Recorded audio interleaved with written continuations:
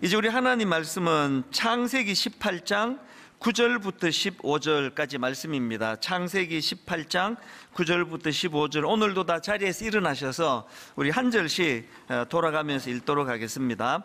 창세기 18장 9절입니다.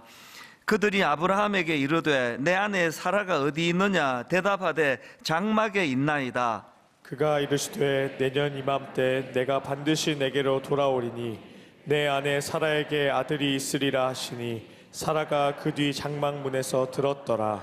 아브라함과 사라는 나이가 많아 늙었고 사라에게는 여성의 생리가 끊어졌는지라. 사라가 속으로 웃고 이르되 내가 노쇠하였고 내 주인도 늙었으니 내게 무슨 즐거움이 있으리요? 여호와께서 아브라함에게 이르시되 사라가 왜 웃으며 이르기를 내가 늙었거늘 어떻게 아들을 낳으리요 하느냐? 여호와께서 능하지 못한 일이 있겠느냐? 기한이 이를 때에 내가 내게로 돌아오리니 사라에게 아들이 있으리라. 같이 읽습니다. 사라가 두려워서 부인하여 이르되 내가 웃지 아니하였나이다. 이르시되 아니라 내가 웃었느니라. 아멘. 네, 자리에 앉아 주시기 바랍니다. 저는 간혹 그림책을 구입해서 이제 그것을 가지고 묵상할 때가 있습니다. 이 그림책이 좋은 게요, 이게 굉장히 짧은 문장을 가지고, 그래서 이제 한 페이지 전체에 뭐 몇 글자 되지 않습니다. 이게 이제 엑기스만 가지고 설명해 나가기 때문에 그게 제가 이제 묵상할 때 참 도움이 될 때가 있습니다. 최근에도 나는 기다립니다 이런 제목의 그림책을 가지고 이제 이거를 갖고 다니면서 가방에 넣고 다니면서 읽어보고 또 묵상도 하고 그랬었는데요. 이 책은 기다림이라는 것을 매개로 해서 이제 한 사람의 쭉 일생을 짚어 나가는데 굉장히 인상적이었습니다. 그러니까 페이지를 딱 열면 이제 갓난 아기 때 기다리는 게 나오는데요, 문장이 딱 이렇게 시작합니다. 나는 기다립니다. 어서 키가 크기를. 이게 한 장의 전부예요. 이게 그림으로 꽉 차 있고, 이제 그 다음 페이지를 넘기면은 이런 내용이 나옵니다. 나는 기다립니다. 잠들기 전 나에게 와서 뽀뽀해 주기를. 이 어린 아기에게 기다리는 마음을 이렇게 딱 몇 마디로 묘사할 수 있는 게 대단한 것 같아요. 이런 식으로 이제 쭉 나가는데요, 이제 제가 몇 군데만 읽어 드릴게요. 그리고 이제 세월이 흘렀습니다. 이제 사춘기가 지나고 뭐 이런 과정인 같아요. 이제 어떤 페이지에 이렇게 내용이 나옵니다. 나는 기다립니다. 사랑을. 나는 기다립니다. 영화가 시작되기를. 나는 기다립니다. 한 통의 편지를. 나는 기다립니다. 좋아요라는 그 사람의 대답을. 느낌이 막 오죠? 이 청혼하고 데이트하고 같이 영화 보고 이런 내용을 이 기다림이라는 걸 매개로 쭉 설명을 하는데요. 이제 그 다음에 보니까 이제 결혼을 했습니다. 또 이런 내용입니다. 나는 기다립니다. 우리 아기를. 나는 기다립니다. 곧 태어날 아기와의 만남을. 나는 기다립니다. 아이들이 자라나기를. 아기를 기다리고 또 임신을 하고 태중에서 아기를 위하여 축복하고 기도하고 아기가 이 땅에 태어나고 그 아이가 잘 자라고, 이 모든 걸 기다림이라는 걸 쭉 설명하는 거거든요. 그리고 이제 또 세월이 좀 흘렀습니다. 이번에는 아내가 아픈 것 같아요. 나는 기다립니다. 괜찮습니다라는 의사의 말을. 나는 기다립니다. 이 사람이 더 이상 아프지 않기를. 이렇게 이제 쭉 한 인생을 기다립니다라는 것을 매개로 설명을 하고요, 맨 마지막 이렇게 끝이 납니다. 나는 기다립니다. 다시 봄이 오기를. 연세 드신 어른들에게 있어서의 소망과 기다림을 이렇게 함축적으로 설명해 놓은 게 되게 마음에, 야, 이 대단하다 그런 생각을 했거든요. 제가 이런 식으로 이제 이 기다림을 매개로 해서 한 인생을 연결 지어가는 이 그림책을 여러 번 들여다보면서, 아, 맞다. 인생은 다른 말로 요약하라면 기다림의 연속 아닙니까? 뭐 지난 시간을 돌아보면은 뭐 크고 작은 기다림, 뭐 식당 가서 뭘 주문해 놓고 그 밥을 기다리는 이런 아주 사소한 것부터 시작해가지고 결혼을 앞두고 내내 기다리고 이런 기다림의 연속을 잘 설명했는데요, 제가 최근에 왜 이 그림책을 가지고 묵상을 했느냐 하니까 이제 오늘부터 다시 이제 이 아브라함에 대해 살펴보러 가는데요. 오늘은 아브라함의 아내 그 사라가 주인공입니다. 이 아브라함의 아내 사라가 이 기다림과 관련해서 어려움을 겪고 있는 게 오늘 살펴볼 본문 내용이기 때문에 그렇습니다. 여러분이 아시지만 창세기 12장에서 하나님께서 아브라함을 부르실 때에 약속을 주시지 않습니까? 아들을 주겠다. 이 약속을 주셨는데 이때 약속을 받을 때 아브라함의 나이가 75세였는데요 100세 때 그 약속이 응답이 이루어집니다. 25년의 긴 세월 동안 너무나 어떨 때는 고통스럽고 어떨 때는 기대감에 벅차고 그러면서 아브라함과 그 아내 사라 부부의 인생은 이 기다림의 연속이었다, 이렇게 말씀을 드려도 과언이 아닌데요, 지금 오늘 그 본문은 하나님께서 아들을 주시겠다고 약속하신 지 24년째 되는 때, 이걸 배경으로 하고 있습니다. 그 지칠만 하지 않습니까? 여러분 혹시 이런 말 들어보셨습니까? 동트기 전 새벽이 가장 어둡다. 이 하나님의 계획으로는 이제 1년 뒤에 응답이 일어난다는 거 알고 계시지만 응답을 받는 한 1초 전까지만 해도 알 수가 없는 입장에서는 너무너무 지치는 겁니다. 너무 힘들고요. 지금 아브라함과 사라가 바로 이런 상태인데요, 제가 이 본문을 쭉 보니까 이렇게 기다림이 너무 계속될 때 찾아오는 가슴 아픈 증상들이 좀 있는데요, 사라는 이 하나님의 약속하심을 온전히 신뢰하지 못하는 것 때문에 이 기다림에 실패한 사람입니다. 그랬더니 자존감이 낮아지는 거예요. 이게 다 뭐냐고, 이게 오늘 본문에서 곳곳에서 묻어나는 느낌인데, 자, 오늘 창세기 18장 10절을 보시겠습니까? 이 10절에 보면은 하나님께서 그 기다림이 지쳐있는 사라를 찾아가 주세요. 그리고 그를 만나 주시는데요, 그 내용을 담은 10절입니다.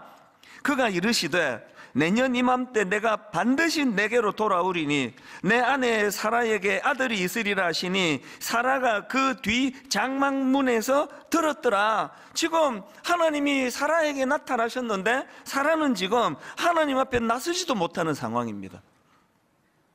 또 그런가 하면은 이제 12절에도 보면은요, 하나님께서 아들 주시겠다는 약속을 다시 한번 그렇게 확인해 주시는데 사라가 그 하나님의 약속의 말씀을 어떻게 반응하는가 보니까 12절입니다.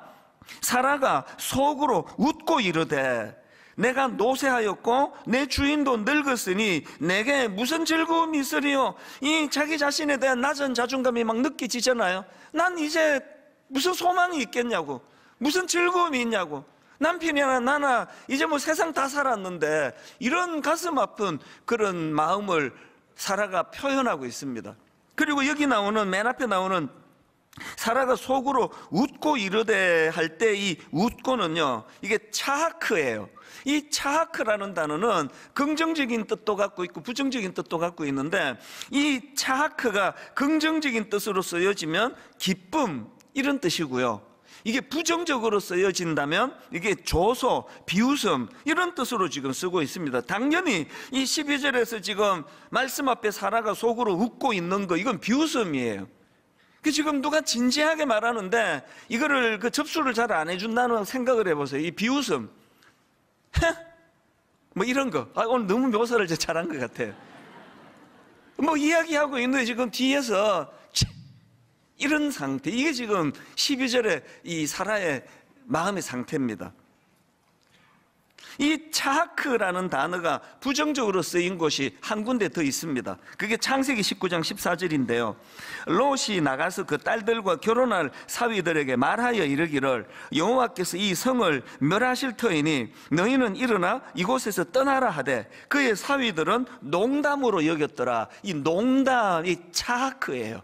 그 뉘앙스가 비슷한 거 아닙니까? 지금 장인은 이 성이 곧 멸망할 때니까 빨리 도망가야 된다, 진지하게 그렇게 지금 권면하고 있는데 사위들이 그 말을 농담으로 들어버리는 거예요. 차하크. 이게 지금 오늘 본문에 나오는 하나님 말씀 앞에 반응하는 사라의 마음 상태예요.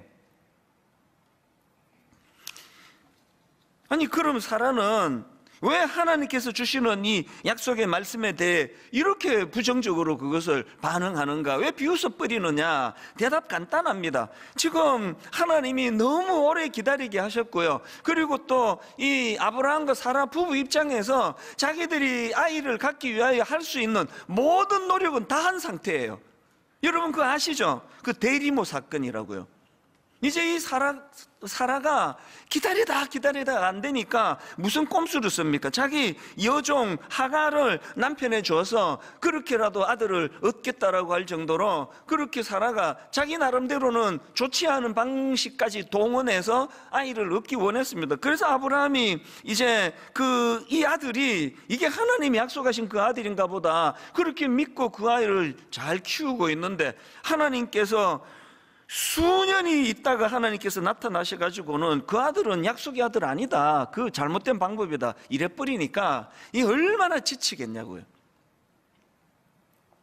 이런 식으로 아브라함과 사라가 자기들이 할 수 있는 모든 방법은 다 동원했지만 그게 오히려 덧나가지고 자기 종에게서 그 하갈이라는 여종에게서 업신여김을 당하는 수모도 당하고 이러다 보니까 이제 그 기다림을 실패하면 그 사람에게 자존감이 낮아지는 증상이 나타나더라. 제가 본문을 보면서 느낀 느낌이거든요.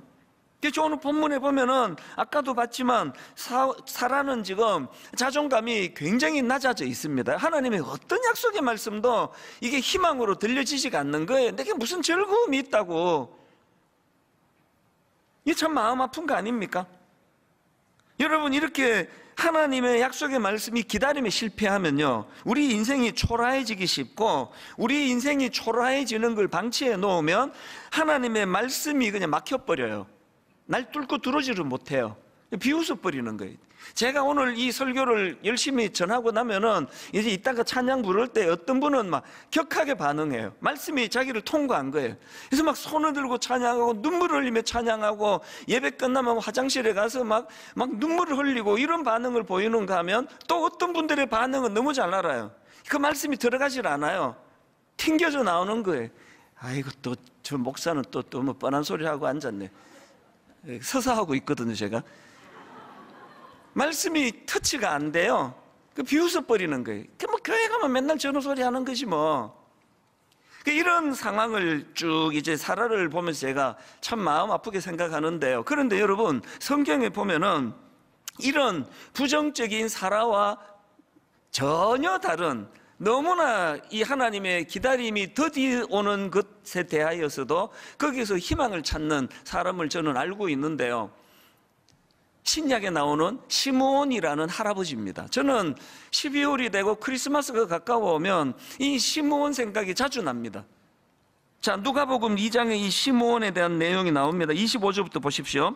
예루살렘에 시므온이라는 사람이 있으니 이 사람은 의롭고 경건하여 이스라엘의 위로를 기다리는 자라. 성령이 그 위에 계시더라. 그가 왜 이제 메시아 다시 오실 주님을 기다리고 있었나 보니까 26절입니다. 그가 주의 그리스도를 보기 전에는 죽지 아니하리라는 성령의 지시를 받았더니, 이걸 우리식으로 조금 더 의역해서 설명을 하자면 성령님이 뭘 약속했습니까? 네 생애에 메시아를 보게 될 것이다. 이 약속을 받았단 말이에요. 그러니까 지금 본문에 나오는 아브라함의 아내 사라하고 여기 나오는 시므온 할아버지하고 공통점이 있는데 하나님의 그 기다림의 약속을 받은 거예요. 그리고 또 공통점이 뭡니까? 둘 다 응답이 막 너무 늦는 거예요. 그래서 이 사라하고 시므온의 공통점이 둘 다 늙어버렸어요. 겉으로 보기에 굉장히 갖춘 것도 별로 없는 그 초라한 인생이 돼버렸는데요. 여기에서 결정적인 차이가 나타나는 게 뭐냐? 시므온은 비록 겉은 나이가 들고 초라해지고 그것 때문에 갖춘 게 별로 없는 존재라 하더라도 시므온은 한 번도 그것 때문에 자기가 초라해진 적이 없습니다. 약속의 말씀을 기다리는 것 때문에. 물론 사라도요, 나중에 그 자격을 잃은 자에게도 주시는 하나님의 은혜가 임했기 때문에 나중에는 사라도 응답을 받는 기쁨을 누렸고 시므온도 같이 누렸지만, 제가 발견한 거 과정에서는 차이가 많이 나는 겁니다. 여기 지금 예수 그리스도를 영접하고 하나님의 자녀가 된 사람, 그 마지막 결과는 다 똑같습니다. 차이 안 납니다. 믿음 더 좋은 거, 믿음 좀 약한 거 차이 없습니다. 주님은 다 우리를 구원해 주시거든요. 그런데 똑같이 예수를 믿어도 과정에서 삶의 차이는 너무 많이 차이가 나더라는 거예요. 여러분, 저와 여러분 모두가 다 이런 하나님의 약속을 기다리는 사람들 아닙니까? 그러면 우리 앞에 두 갈래 길이 있는 거거든요. 하나는 사라가 걸어갔던 길이에요. 그 더디 오는 응답 때문에 늘 우울하고 자기 자신의 자존감이 낮고 나는 응답을 못 받았다, 그런데 나한테 즐거운 게 하나도 없다, 그렇게 우울한 길이 있고요. 시므온처럼 응답이 안 되는 그게 오히려 이분의 비전이에요. 하나님의 기다리라고 하신 약속은 반드시 응답이 된다. 그래서 연세가 드신 어른들, 나는 나이가 좀 많이 들었지만 내 생애에 가장 좋은 건 아직 안 왔다, 이 얼마나 놀라운 희망입니까? 저는 분당 우리 교회가 젊은 청년이 많이 모이는 교회라는 거 되게 감사합니다. 그리고 청년들이 꿈을 갖고 달려가는 그런 많은 청년들을 보면서 얼마나 제가 하나님께 감사합니다. 그러나 저는 또한 이제 이 가정을 위하여, 교회를 위하여 이런저런 맡겨진 일 때문에 충성을 다하시고 연세가 드신 우리 어른들이 이 교회에 저는 많기를 바랍니다. 우리 어른들이 이 교회에서 꿈꾸기를 바랍니다. 시므온처럼 아직 응답되지 않은 그 어떤 것을 놓고 오히려 이것이 내게 희망이다, 내 인생에 가장 좋은 것은 오지 않았다, 이렇게 감격하며 기다리는 시므온의 길로 나아가는 어른들이 많이 모인 교회가 되기를 바랍니다. 이게 사라와 시므온의 결정적인 차이라는 겁니다. 그래서 저는요, 오늘도 하나님 앞에서 기다리다가 사라와 같이 지치신 분, 응답이 너무 늦어지는 바람에 마음이 낙심이 되고 내가 초라해지고, 그래서 이 초라한 걸 또 방치했더니 말씀이 더 이상 나를 통과하지 못하는 이런 아픈 상황에 놓여 있는 분들이 계시다면 여러분, 그 방치하시면 안 됩니다. 그거 반드시 뚫어내야 돼요. 그래서 제가 오늘 이렇게 기다림에 지쳐 초라해질 때 우리가 해야 되는 두 가지를 여러분들에게 좀 전하고 싶은데요. 여러분, 기다리다 지쳐 초라할 때는 이때가 어떤 때라고 인정해야 되는가 하니까 지금이야말로 약속의 말씀을 상기해야 될 때예요. 왜 이런 생각을 제가 하게 됐냐 하니까 하나님께서 낙심한 사라를 찾아주시잖아요. 그게 본문 9절입니다. 그들이 아브라함에게 이르되 내 아내 사라가 어디 있느냐 대답하되 장막에 있나이다. 그가 이르시되 내년 이맘때 내가 반드시 너에게로 돌아오리니 내 아내 사라에게 아들이 있으리라 하시니 사라가 그 뒤 장막문에서 들었더라. 지금 이 구조를 한번 보세요. 지금 하나님께서는 낙심해 있는 우울하고 자기 자존감이 너무나 낮아진 이 사라를 방치하지 않으시고 찾아주세요. 근데 왜 찾아주셨냐 보니까 이 말씀을 주시기 위해서예요. 네 안에 사라에게 아들이 있을 것이다, 어떤 상황에서 이 약속 반드시 지켜진다, 이 말씀을 사라에게 꼭 전해주기를 하나님 원하시는 거거든요. 무슨 뜻인지 아시겠죠? 약속이 더디 와서 낙심이 되어 있는 분 계세요? 약속이 너무 더디 오는 바람에 하나님의 약속이 기다림에 실패하고 마음이 우울하고 자존감이 낮은 분 계시다면 여러분, 지금이야말로 이 약속의 말씀을 상기할 때예요. 그 말씀을 더 가까이 붙잡을 때입니다. 하나님의 이 약속의 말씀, 사실 여러분, 이 말씀은 사라 입장에서는요, 이게 뭐 그냥 이게 한두 번 하신 말씀이 아니잖아요. 수없이 반복해서 주신 말씀이거든요. 바로 그 앞에 17장에서도 또 말씀해 주셨습니다. 바로 얼마 전에도 창세기 17장 19절에서 하나님이 이르시되 아니라 내 아내 사라가 내게 아들을 낳으리니 너는 그 이름을 이삭이라 하라. 아니, 최근에도 이 말씀을 주셨는데 이거를 잘못 들으면은요, 지금 그 장막 뒤에서 이거 숨어서 그 얘기를 듣던 사라 입장에서는 또 이제 이게 부정적이 될 수 있잖아요. 아니, 뭐 새로운 게 하나도 없네, 뭐 뻔한 이야기, 이거 지난번에 했잖아 그거. 이게 내가 어떻게 위로가 되겠냐고. 그런데 여러분, 여기에서 우리가 교정해야 될 중요한 생각에 오류가 있는 거예요. 하나님의 말씀은요, 우리가 낙심이 되고 지치고 힘들 때 뭐 어떤 막 어쩜 뭐 대단한 어떤 누구를 찾아가서 머리 내밀고 막 그냥 기도해 달라고 하는 것보다, 어떤 몰랐던 뭐를 깨닫는 것보다 우리가 이렇게 침체가 되고 지치고 초라해지면은 가장 기본으로 돌아가는 거예요. 한 구절 묵상, 내년에 온 교회적으로 이거에다가 우리가 지금 또 수준도 더 퀄리티도 높이고 지금 여러 가지로 준비 중인데요. 여러분 마음이 지치고 낙심이 되면 가장 기본적인 거, 하나님의 말씀을 다시 회복하고 말씀을 상기하는 그런 여러분들이 되시기를 바랍니다. 지난주 저는요, 우리 교회에 그 브라보 시니어 부서가 있습니다. 이제 65세 이상, 이제 75세, 74세까지 어른들 모임인데요. 제가 브라보 시니어 가서 막 강하게 강조했습니다. 이게 세월이 흐르면 사람은 자꾸 위축이 돼요. 자꾸 이제 몸에 힘이 빠지고 뭐 피부도 노화되고 옛날에 막 잘 나가던 시절에 그런 에너지도 잘 안 나오고 그러기 때문에 제가 그 65세 이상 그 모임 가서 막 강하게 부탁을 했습니다. 절대 여기 지지 말라고, 절대 자기를 위축시키지 말라고, 초라한 거 아니라고, 싸워야 된다고 막 굉장히 강조했습니다. 저도 이제 한 해 이제 점점 이제 좀 체력이 약해지는 게 느껴지거든요. 저는 코로나가 얄미워 죽겠지만 고마운 게 하나 있습니다. 5부까지 인도하던 걸 지금 3부로 줄이게 된 게 다 코로나 덕분이거든요. 그런데 어떻게 된 게요, 코로나 전에 5부까지 설교할 때보다 지금 3부까지 설교하는 더 힘들어요.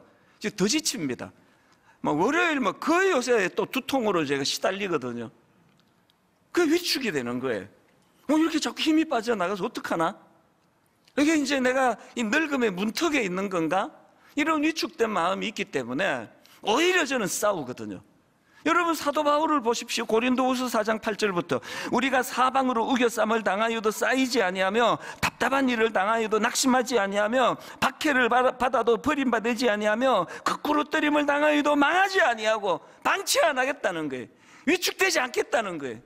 요즘으로 치면 그냥 그 안티들이 바울을 잡아 죽이려고 달려드는 이런 상황이지만 거기에 내가 결단코 굴복하지 않겠다. 다시 말씀드립니다. 무엇에 위축돼 계세요? 약속이 잘 응답이 안 되십니까? 여러분 꿈꾸고 있는 일이 잘 안 풀려지세요? 거기에 넘어가면 안 됩니다. 싸워야 돼요. 끝까지 싸우셔야 됩니다. 그래서 저는요, 이 사라와 같이 삶의 위기가 오고 또 우울하고 어두워지면 저는 누가복음 5장 5절을 좀 상기하셨으면 좋겠습니다.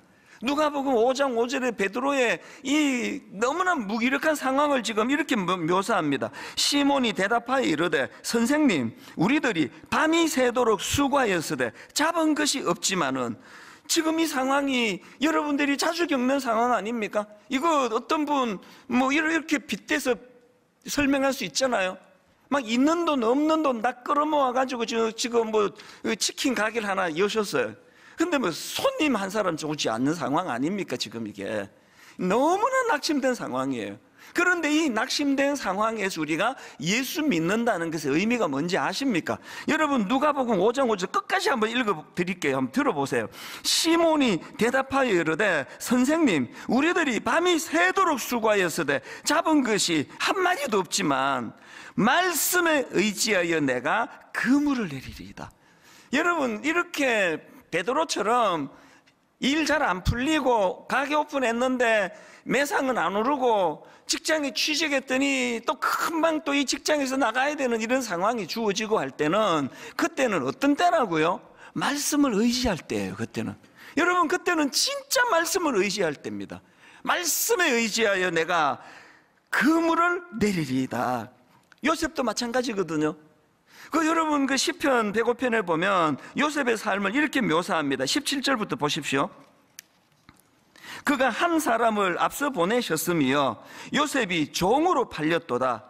그의 발은 착고를 차고 그의 몸은 쇠사슬에 매였으니 곧 여호와의 말씀이 응할 때까지라. 그 다음 보세요. 그의 말씀이 그를 단련하였도다. 아니 어떡합니까? 기왕에 그 저질 대다른 형제들 때문에 팔려가지고 애굽으로 갚으린 걸요. 어떡합니까? 거기서도 또 만나도 그 이상한 그 여자를 만나가지고 그냥 감옥에 들어가는 모함을 당한 게 이게 현실인데 어떡하겠냐고요. 그런 현실 앞에서 요셉을 어떻게 묘사합니까? 그의 말씀이 그를 단련하시도다.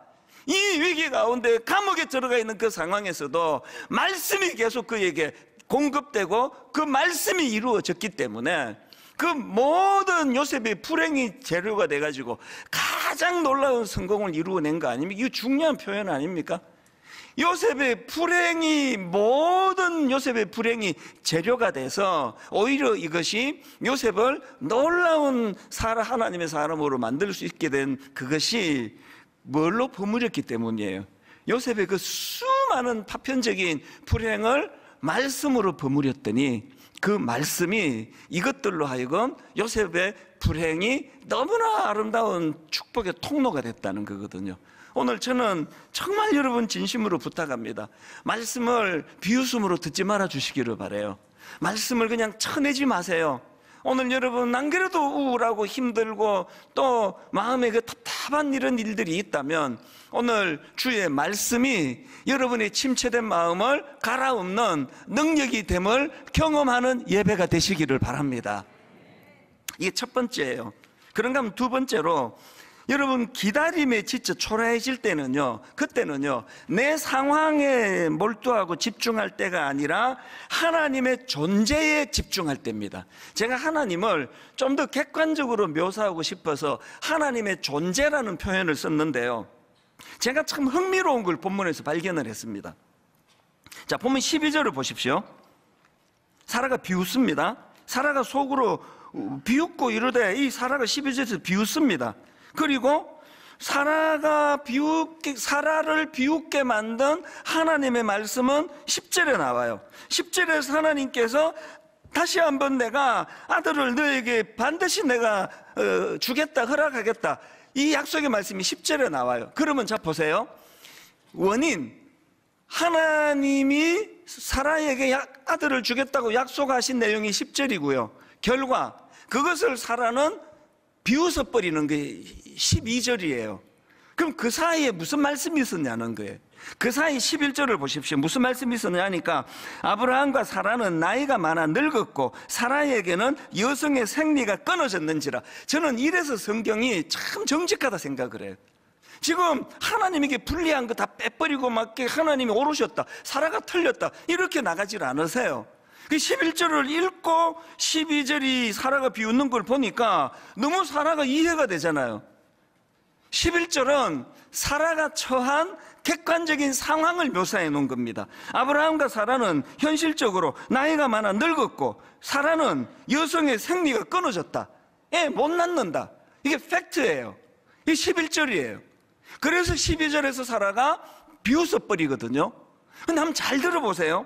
지금 하나님께서 이렇게 10절에서 아들을 주겠다는 이 하나님의 약속을 절대로 너 이거 놓치지 마라, 이거 불신하지 마라, 그렇게 하고 말씀을 주셨더니 11절에서 사라가 왜 그것을 못 받을 수밖에 없는가에 대한 이유가 나오는데요. 그런데 놀라운 게 그것들을 건너가지고 14절 말씀이 나옵니다. 14절에 보면은요, 하나님이 당신의 어떤 부분을 강조하시는가 보십시오. 14절입니다. 지금 모든 상황이 절망적인 사라의 상황에서 하나님이 자기를 이렇게 묘사합니다. 여호와께서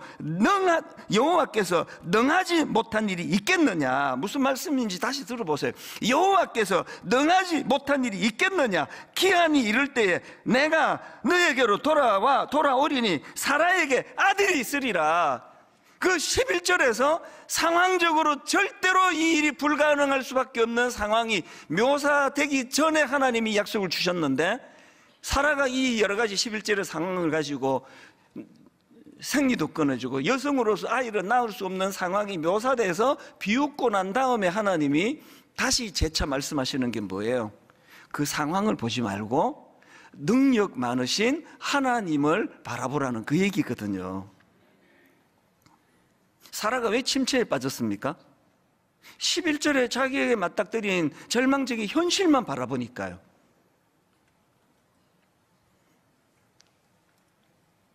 최근에 제가 그 아주 재밌는 기사를 하나 봤는데요. 이 뇌과학 이야기예요. 그 기사도 보고 또 동영상으로도 보면서 굉장히 흥미롭게 본 게 있는데, 여러분 혹시 이런 말 들어보셨습니까? 천장이 높아지면 창의력도 높아진다. 이런 말 들어보셨습니까? 천장이 높아지면 창의력도 높아진다. 그래서 아이들 창의력을 높이려면 집 천장을 더 높여라. 우리나라는 거의 뭐 다 지금 아파트 아닙니까? 우리나라 아파트는요, 이 높이가 거의 대부분 2.3m예요. 거의 뭐 규격입니다. 2.3m인데요. 이 과학자들이 이제 실험을 했더니 이 천장의 높이가 30cm씩 높아질 때마다 창의력도 두 배씩 높아진다는 그런 연구예요. 그 연구한 학자들의 이 전문가들 이야기 한번 들어보십시오. 사람들은 공간이 어떤 형태를 지니고 있는가에 따라 생각과 행동에 영향을 많이 받습니다. 낮은 천장에서는 우리가 공간을 좁게 해석하는 반면, 천장이 높으면 우리는 훨씬 더 넓게 공간을 해석하고 사고를 확장합니다. 이 천장의 높이와 창의력의 함수 관계를 연구했던 전문가가 미국의 조너스 소크 박사인데요. 이 조너스 소크 박사는 이 연구 끝에 이분이 연구소를 세울 때 천장 높이를 70cm를 높여서 3m로 그렇게 만든다는 겁니다. 이분이 그 시시한 분이 아니에요.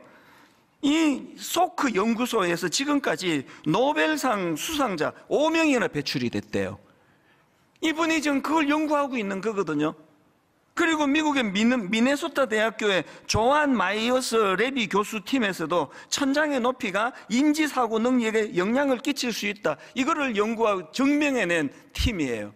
그래서 우리나라에서도 지금 전문가들이 지금 실험으로 이거를 증명하고 있다, 이런 내용을 다루고 있는 기사였는데요. 제가 이거를 보고 확 떠오른 하나님 말씀이 하나 있었습니다.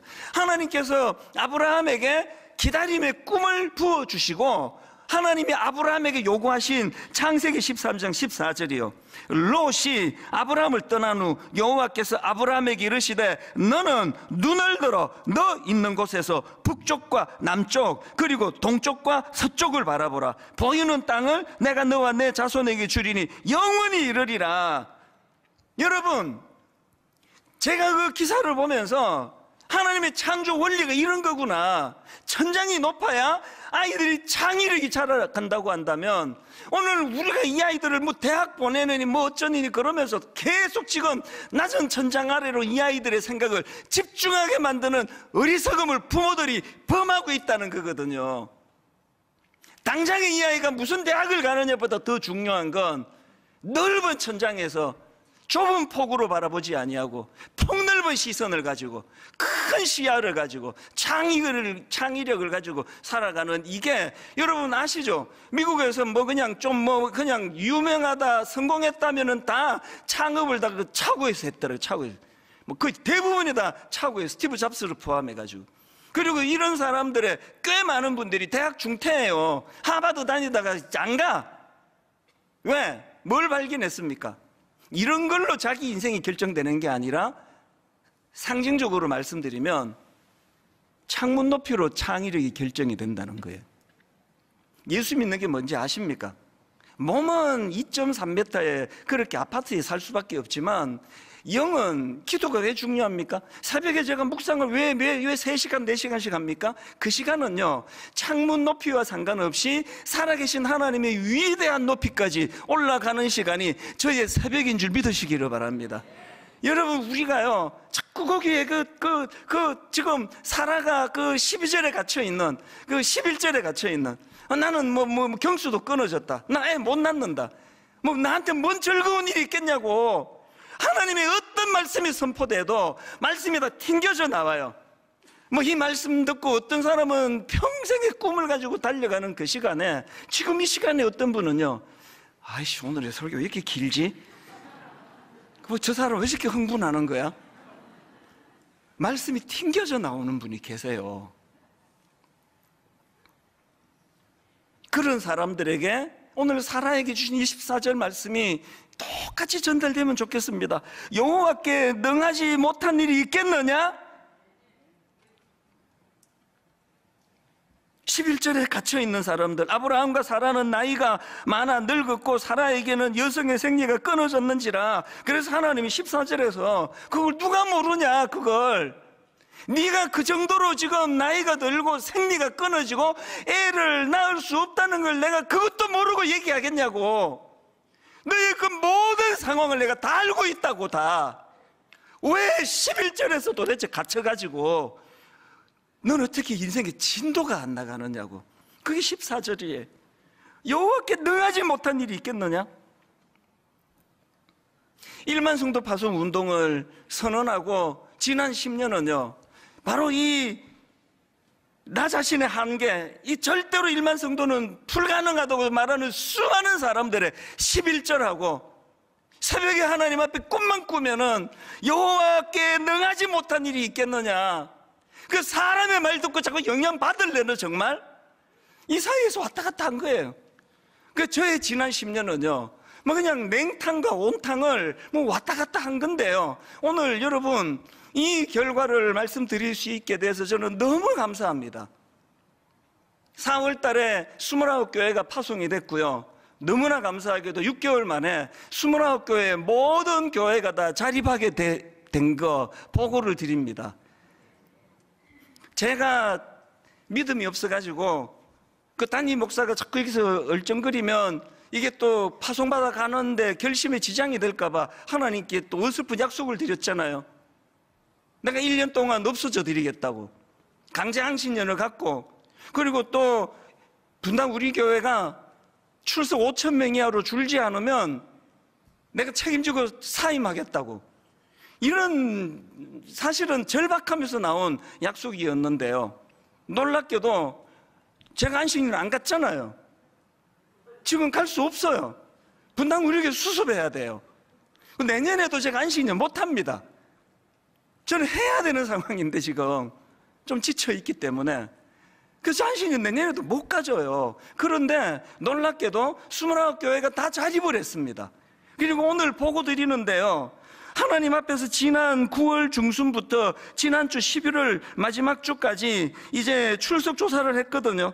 5,000명 이하로 줄지 않으면 제가 사임해야 되는 굉장히 저로서는 참 중요한 시간을 보냈는데, 감사하게도요 지난 11주 동안 출석률 조사를 했더니 평균 출석이 3,975명이에요. 그래서 하나님이 네가 여기서 더 섬기고 일해야 되겠다, 그 명을 지난주 받은 거예요. 지난주 한 주간 마음에 얼마나 마음이 비장함이 생겼는지 아십니까? 이제 여러분 저하고요 제 남은 기간 동안에 이제 창세기 18장 11절에서 벗어나셔야 돼요. 맨날 우리 약점만 들추어내고 애를 낳을 수 없는 뭐 이유나 들추어내고 그 11절에서 나오셔서 14절로 옮겨가셔야 됩니다. 14절로 가셔야 돼요. 14절, 여호와께서 능하지 못한 일이 있겠느냐? 한 가지 말씀만 드리고 결론을 맺으려고 하는데요, 이제 창세기 21장에 보면은 결국은 하나님의 말씀대로 사라가 아들을 낳습니다. 그 이름을 이삭이라고 짓는데 이름 뜻이 웃음이에요. 그리고는 창세기 21장 6절, 사라가 이르되 하나님이 나를 웃게 하시니 듣는 자가 다 나와 함께 웃으리로다. 놀랍게도 차하크를 2번이나 반복하는데 다 눈치채셨겠지만 여기에서 차하크는 비웃음이 아니에요. 여기서 차하크는 하나님이 주시는 말씀 앞에, 그 은혜 앞에 가슴 벅찬 감격으로 드리는 차하크예요. 결론을 이렇게 맺습니다. 오늘 설교 제목을 이렇게 잡았는데요, 기어이 비웃는 사라를 웃게 만드시는 하나님이에요. 우울하고 자기는 초라하고 누구든지 자기에게 호의를 갖는 사람들에게는 비웃음으로 대할 수밖에 없는 사라를 기어이 웃게 만드시는 하나님. 이제 저하고 함께 여기 그 21장 6절 읽고 마칠게요. 사라가 이르되 하나님이 나를 웃게 하시니 듣는 자가 다 뭐라고요? 나와 함께 웃으리로다. 공동체로 주셨어요. 분당 우리 교회가 이제 2기에 창세기 21장 6절, 먼저 나를 웃게 하시고 또 듣는 자가 나와 함께 다 웃는 하나님의 차크 공동체가 이루어지기를 주님 이름으로 축복합니다. 모든 여러분의 가정 안에서 이런 역사가 일어날 줄로 믿습니다. 이 말씀을 기억하시면서 여러분, 우리 이 찬양이요, 전능하신 나의 주 하나님은, 그 14절에 있는 이 말씀을 기억하시고 부르시면 됩니다. 능치 못하실 일 전혀 없네. 11절에 갇혀 있으면 맨날 우울해요. 저도 진짜 정기적으로 경험하는 거예요. 제 자신에게 집중하면 반드시 우울해요. 그리고 자신감이 없어지고 자꾸 연민의 정이 느껴지고, 그럴 때 14절로 건너가면 하나님의 전능하심이 저를 회복시켜 주시는 겁니다. 오늘 예배 찬양 가운데 이거 여러분도 경험하게 될 줄로 믿습니다. 한번 같이 찬양하기 원합니다. 전능하신 나의 주 하나님은, 전능하신 나의 주 하나님, 힘있게 선포합니다. 능치 못하실 일 전혀 없네.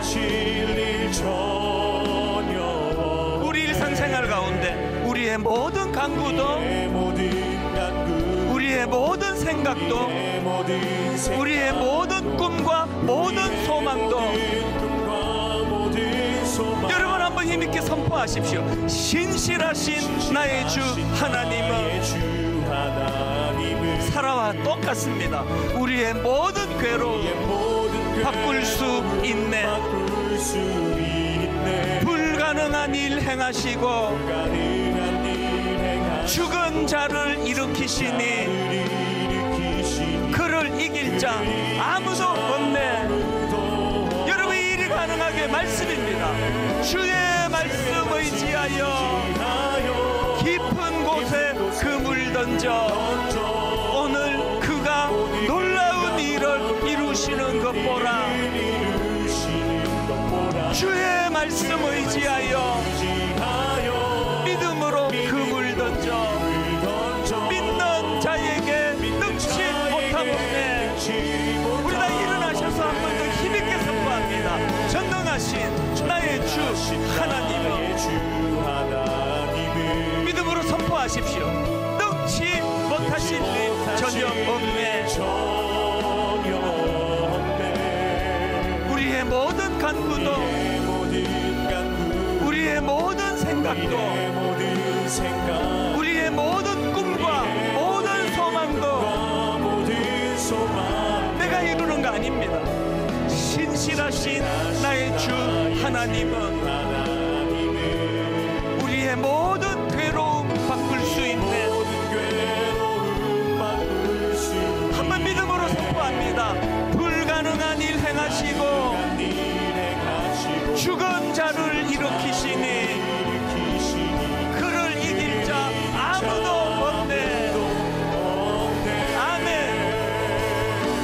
주의 말씀 의지하여 깊은 곳에 그물 던져 오늘 그가 놀라운 일을 이루시는 것 보라. 주의 말씀 의지하여 믿음으로 그물 던져 믿는 자에게 능치 못하겠네. 우리 한번 이렇게 힘있게 선포합니다. 주의 말씀 의지하여 깊은 곳에 그물 던져 오늘 그가 놀라운 일을 이루시는 것 보라.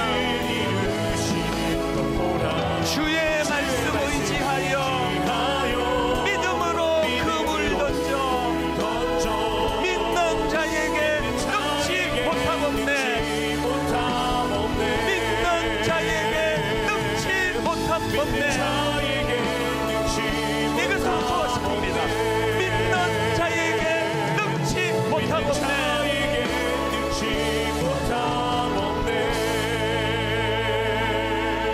여러분, 인생은 기다림이에요. 죽을 때까지 이 원리에서 못 벗어납니다. 그래서 아직 응답받지 않는 이게 있어서 소망이에요. 하나님, 아직도 내가 기다릴 게 있는 것이 너무 감사합니다. 이걸 사라처럼 그렇게 낮은 자존감으로 연결시키지 마시고, 하나님 아직도 나는 기다릴 게 있어서 감사합니다, 반드시 응답해 주신 하나님을 신뢰하며 오늘 내가 먼저 이 기쁨을 회복시켜 주시는 하나님을 경험하고, 이것이 우리 아이들에게, 우리 배우자, 남편, 아내에게, 우리 부모님에게 흘러가게 하시고, 분당 우리 교회가 기쁨의 공동체 되게 하여 주시옵소서. 한 목소리로 통성으로 같이 기도하시겠습니다. 살아계신 하나님 아버지, 오늘 주신 말씀을 마음에 담고 하나님 은혜를 구하며 나아가기를 원합니다. 오 하나님, 인도하여 주시니 감사합니다. 기다리라 말씀하신 그 말씀에 신뢰하며 순종하며 기다리기를 원합니다. 하나님, 증오의 길을 걸어가기를 원합니다. 하나님 아버지, 오늘 본문에 살아의 길이 하시기를 원합니다. 자격 없는 살아의 기여의 아버지 21장에 놀라운 웃음을 회복해 주신 그 하나님, 그 하나님 우리가 믿고 신뢰합니다. 결국은 웃게 하시는 하나님, 결국은 웃게 만드시는 그 하나님, 과정에서 아버지 하나님,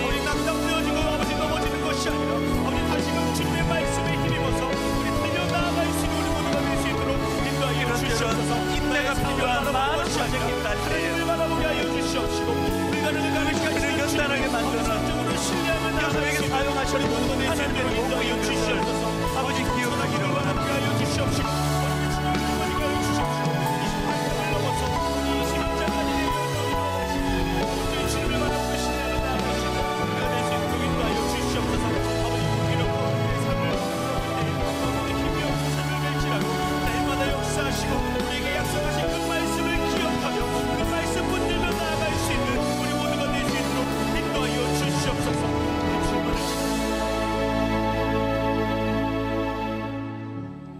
여호와께 능하지 못한 일이 있겠느냐? 기한이 이를 때에 내가 내게로 돌아오리니 사라에게 아들이 있으리라. 오늘 하나님, 우리 모두는 다 기다리는 자들입니다. 모든 기다림이다 응답되어 남은 우리의 삶에는 별로 소망이 없는 삶을 원치 않습니다. 여전히 기다려야 될 소망을 허락해 주신 거 감사합니다. 분당 우리 교회는 결국 웃게 만드시는 그 하나님을 경험하는 교회가 되기를 원합니다.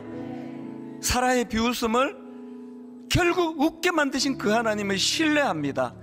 이번 한 주간 하나님 이 말씀의 능력을 경험하면서 크더니 한 주를 주님 안에서 살아내도록 인도해 주시고, 또다시 만나 주님을 찬양하는 그 시간에 하나님의 능력을 또 드러낼 수 있도록, 드러내 주시도록 하나님 구하며 기도합니다. 이번 한 주간 승리하는 한 주간 되게 하여 주시옵소서.